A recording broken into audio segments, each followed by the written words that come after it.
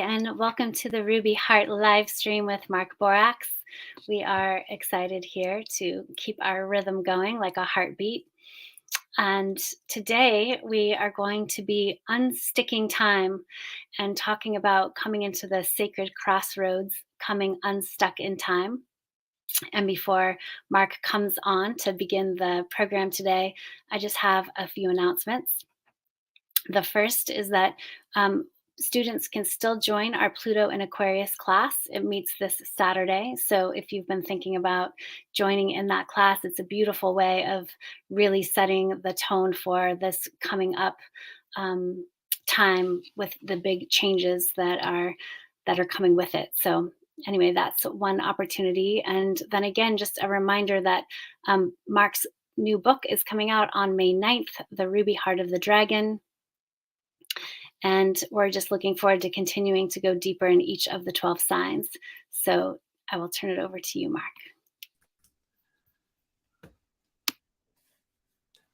Thank you, Marcella. Welcome to the Crossroads. Welcome, one and all, to the crossroads of the present moment in history.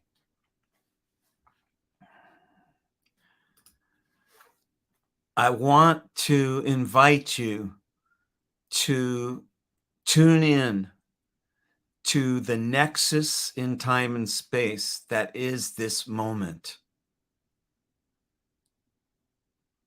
Right now, regardless of what normal modern conundrums and typical human crazinesses are going on in your experience, there's an open gateway. It is a crossroads. It's a crossroads in time and space.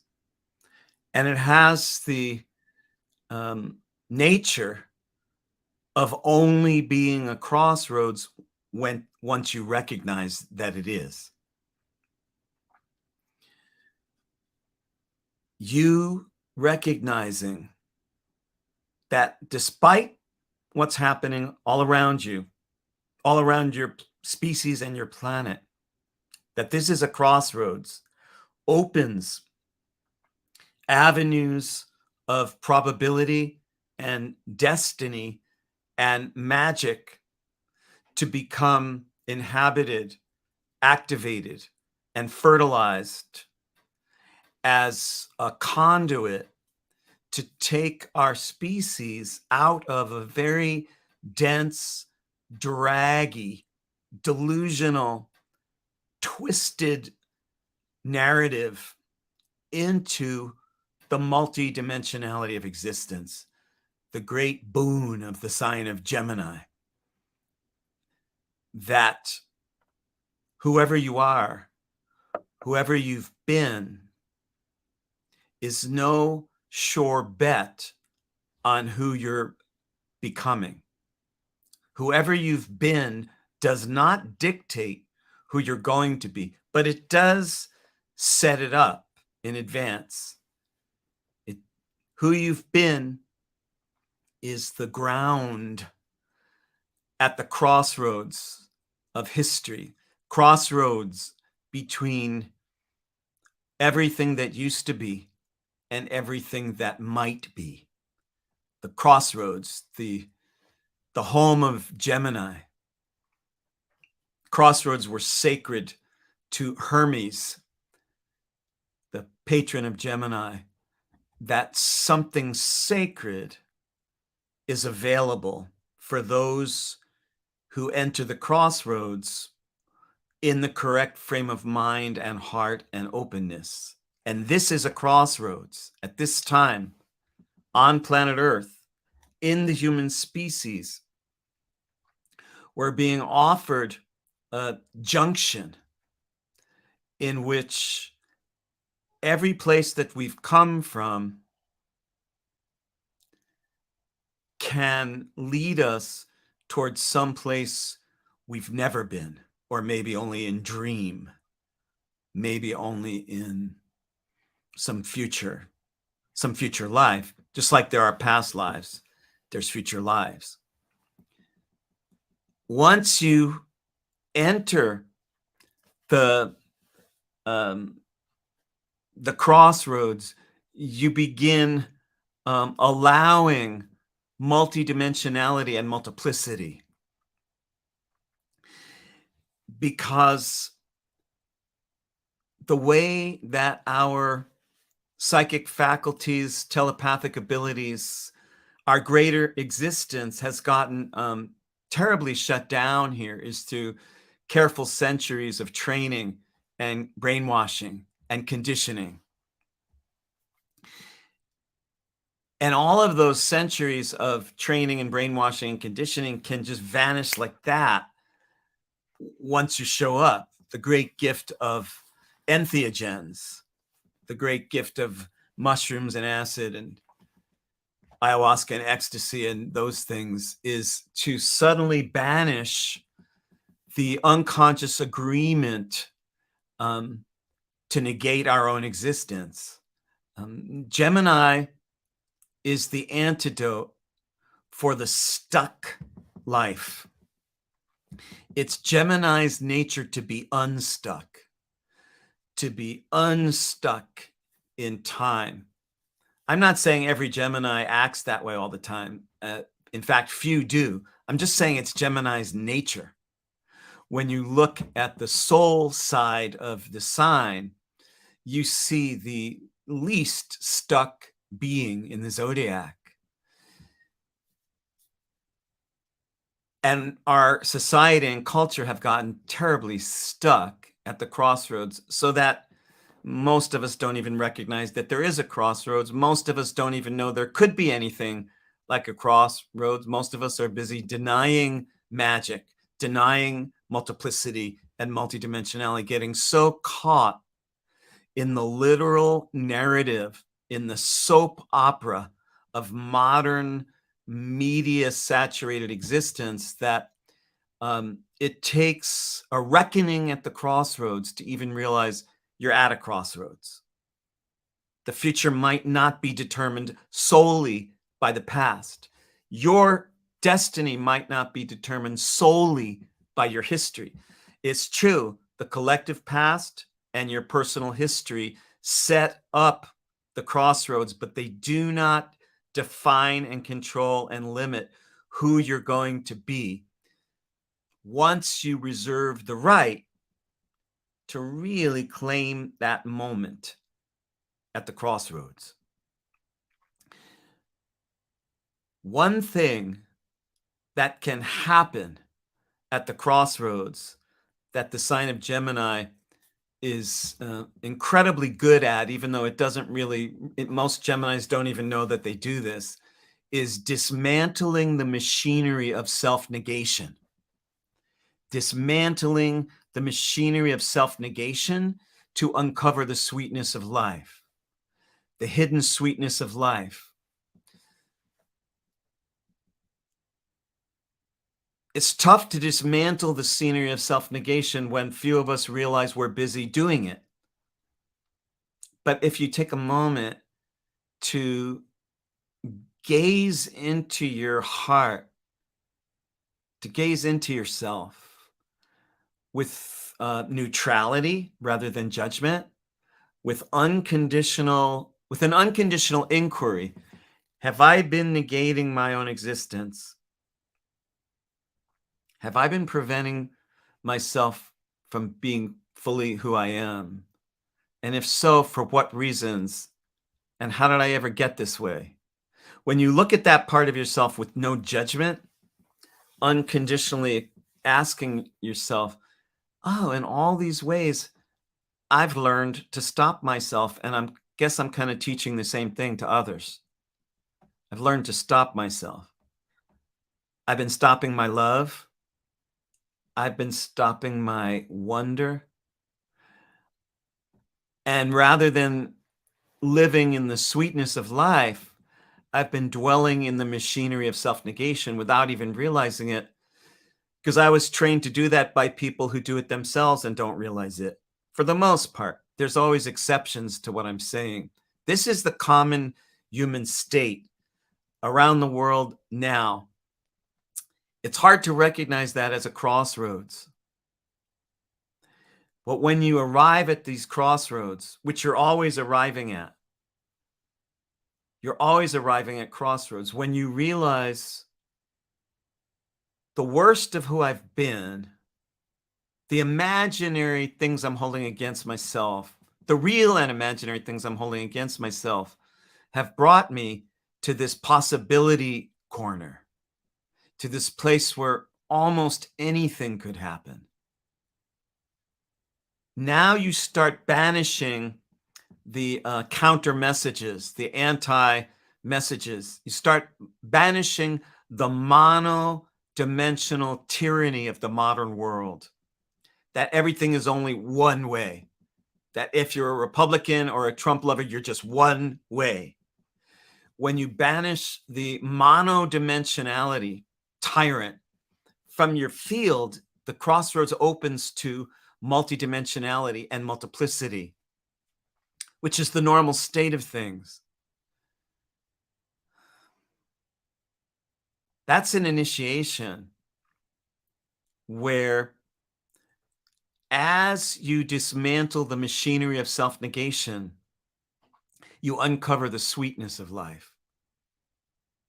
And this is a magic trick because you don't even have to change anything in your circumstance. You don't need more money or love. You don't need anything to dismantle the machinery of self-negation other than wanting to. Wow. You mean nobody has that power over me? You mean I have the right and privilege and authority and need to stop negating myself? That's my department. And not judging the hell out of myself. I'm not saying, God, why have you done this for 68 years, you stupid motherfucker? I'm not accusing myself or you. And it's like, oh, why have I not been magic? Why did I not show up for that sex, music, love, lifetime, incarnation, moment? Well, no reason really, other than that I was taught to and maybe didn't even realize something else was possible, something multiple, something many layered. You see, it's a magic trick because even without changing anything in your circumstance, like a new marriage and a new car and a new house and a new planet and a new body, even without any of that, you've just gotten new. You've just entered the crossroads with the sacred intent of, whoa, look back there. Oh my God, that's where I came from? That's where I was? Whoa, I came from there. New York City, October 2nd, 1954, Midtown Manhattan, belly of the beast. I incarnated into this body at that moment. And look where I've come for 68 years. Isn't that fascinating? Isn't that amazing? Isn't that dysfunctional? Isn't that cute? Isn't that sacred? Isn't that so many things? Each of us is always so many things, not just in anything, not just a man or a woman or a Democrat or a Republican or a boy or a girl or black or white or Chinese or rich or poor. You're all of those things and a million more things if you let it, if you allow it. This was the great liberation of the 1960s. The main characteristic of the 1960s revolution, from my point of view, was its multidimensionality. At any moment, you were going to bump into somebody at a church coffee house or hitchhiking on the side of the road who was going to change everything from then on. And millions of people just even thinking that way is a big part of what made it happen. And you regain the multidimensionality of the 60s by treating yourself as an ever-changing being rather than a problem. And instead of negating what makes you, your unique quirks and strangenesses and blind spots and checkered history, without negating the ecstasies and the agonies that make you uniquely who you are, you bring them all together at the crossroads and you have a conference, you have an open council. Whoa, that me? That Mark Borax? Holy shit, what am I going to do with that dude? God, I guess he's hitchhiking on the same road. Whoa, okay, maybe we can light a joint here and, figure something out. There's been so many me's, even in this one life. It's fucking claustrophobic sometimes in here. But not when it's a crossroad. Let's counsel, let's huddle, let's sit. Whoa. Because you see, the truth is, one part of you is absolutely clear as a bell, and the other as discombobulated as a train wreck. One part of you is absolutely in love with something another part of you despises. This is the human way. We're all multidimensional. We're never going to be monodimensional. As much as the controllers of modern society and the corporatocracy are machine gunning us with, you're just a this. Like when radio programmers took over music, and you could program classical or jazz, but you could not do both on the same station anymore. This was after the FM stations had been pirates in the US. FM radio was so amazing. There were no commercials. A disc jockey would spend an hour and a half reading her favorite poem to you. Alison Steele, The Nightbird on WNEW, New York City, 1969, when I was 14 years old. FM radio was radical and revolutionary, and the programmers came along. That's what happened to the whole species. Mass consciousness got slitted and programmed. But when you allow the multidimensionality and the multiplicity, then in your field, in your energy field, in your network, in all of that, you dismantle the machinery of self-negation. And what happens? The sweetness of life gets through to you. It's like having a child who grows up, and the two of you have been fighting and fighting and fighting, and you look at them and you fall in love.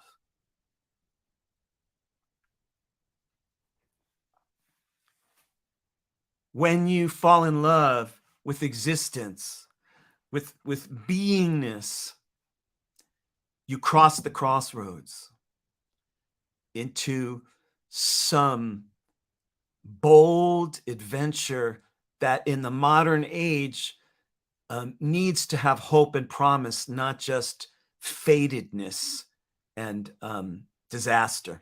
Okay, I'm going to check to see if my studio angels have messages or questions or answers or complaints. No, I don't want any complaints today, but something, or praises. I'm really happy to receive praise today.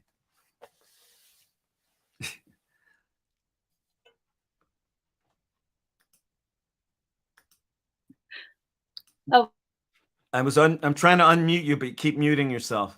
well, that's because I'm trying to unmute myself. Okay. I was just saying, we love you, Mark Borax. We love the part of you that is as clear as a bell, and we don't love the part of you that is a human train wreck. Well, then I'm going to make but you it's small. not just both. Just for that, I'll make you small.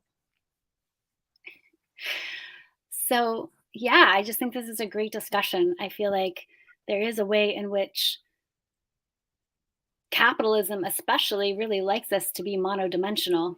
Monodimensionality works really well inside of a lot of our formats and our structures that are here to create more forms of bondage than freedom. So I just think working with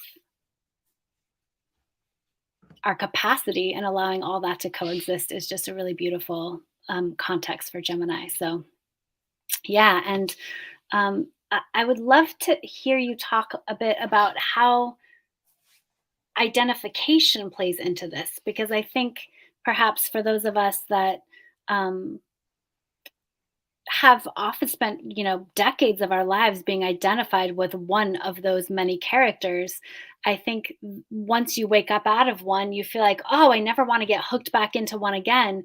But then there is something about the human ego and the way all of that works inside of this multidimensionality. So I was just curious if you could talk more about that. When you call them into council, into a huddle. It's one thing is very important. Even though they were here first, most of them, you have more rights to the earthy territory of the current incarnation because you're the one that's embodied. And so you have to be the senior partner amongst equals. You have to be the greater amongst equals. Yeah. You need all the people you used to be, because each of them holds a piece of you, and they usually have some message that hasn't fully gotten through to you yet. So you really need to get their message, but you cannot permit them to run the show, nor Yeah. can you run away from them, because that only empowers them even more. And so you need to sit down with the identifications. Oh, I've been a Christian female for 27 years. Maybe I'm also a bunch of other things. and Yeah. or I've been in this, or I'm in that, right? Yeah. Yeah. Yeah. So it sounds like it's just kind of owning your own authority as the director of your many parts. And, not all of them seem to build identifications in the same way. So it Yeah. is kind of interesting. There's ones, right? There's identifications that don't seem to come out until it gets, or it feels as if it's being conjured. And we don't always identify with those, but yeah, they're definitely in there. Yeah, they just like life, just like who you are, all your various sub selves and past and future selves don't have just one way to be.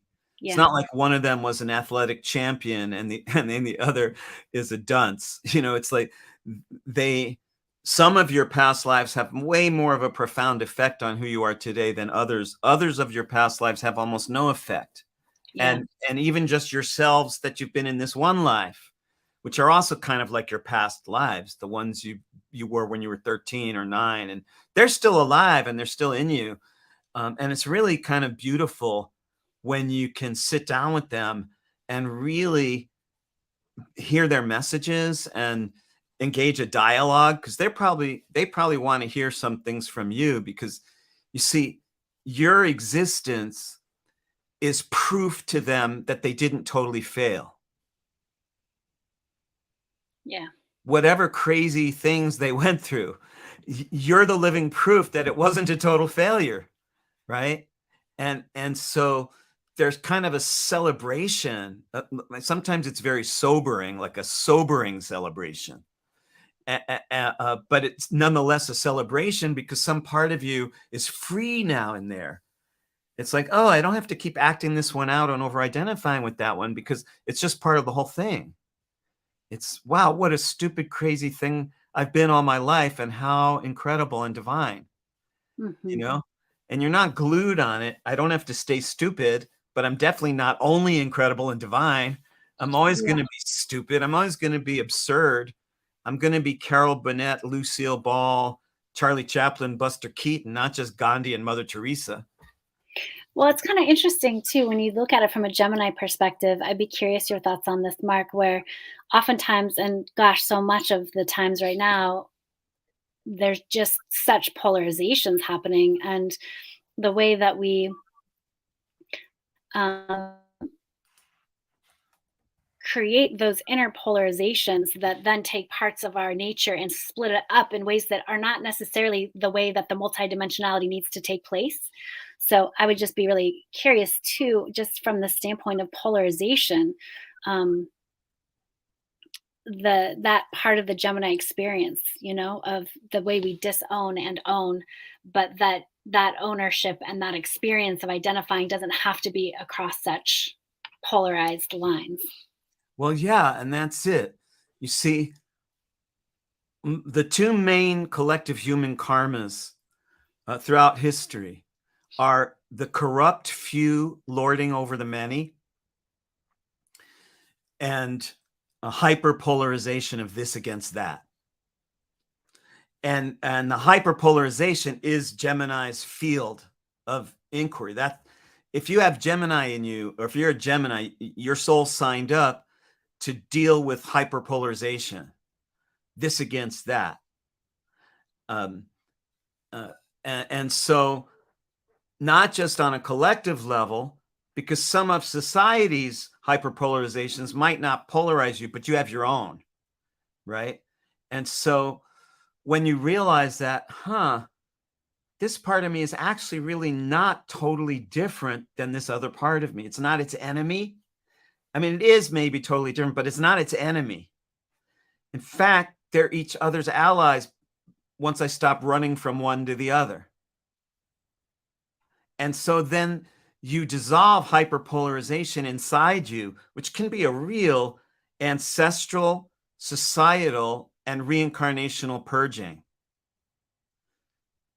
To take on your own hyperpolarizations that you inherited from your society and your past lives and your ancestors and dissolve them inside you. That is potent work. That's not just self work. That's a collective project of depolarizing the hyperpolarizations. But maybe some polarizations don't need to be depolarized because it's pretty cool. You know, it's pretty cool that there's a penis and a vagina. Wow, I'll take that polarity. I mean, that's life on Earth. I'll take that one. You know, or mourning doves who mate for life. If a mourning dove loses her mate, she doesn't take another one. Or twin stars out in space. Our sun is a solo star, but some orbit each other. Twin stars. Whoa. So all polarization isn't obsolete, old school, and we got to get rid of it. But as you depolarize the heavy and delusional versions of polarization, the collective nightmare eases up and some of the sweetness of life leaks through. Any other final questions or comments?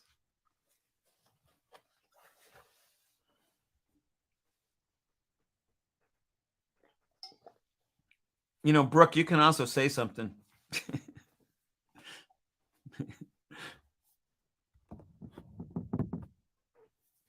I did it. All right, cool. I actually would just like to thank you for the way that you actually described multidimensionality. I mean, I obviously know of the term, I've heard it many times, but all of the examples really hit home. And they were so, a lot of times when people talk multidimensionality, they do it so out there, if you will, but you put it in such a, in a form that it was understandable, if that makes sense. So I think people were really able to grasp all of their multidimensionality selves and not be like, well, I don't know what that term means. Do you know what I mean? I do. It's one of those terms like love that New Age spirituality gets sloppy with and slaps it around all over the damn place until it's like wallpaper. Well, let's wallpaper that comment with multidimensionality.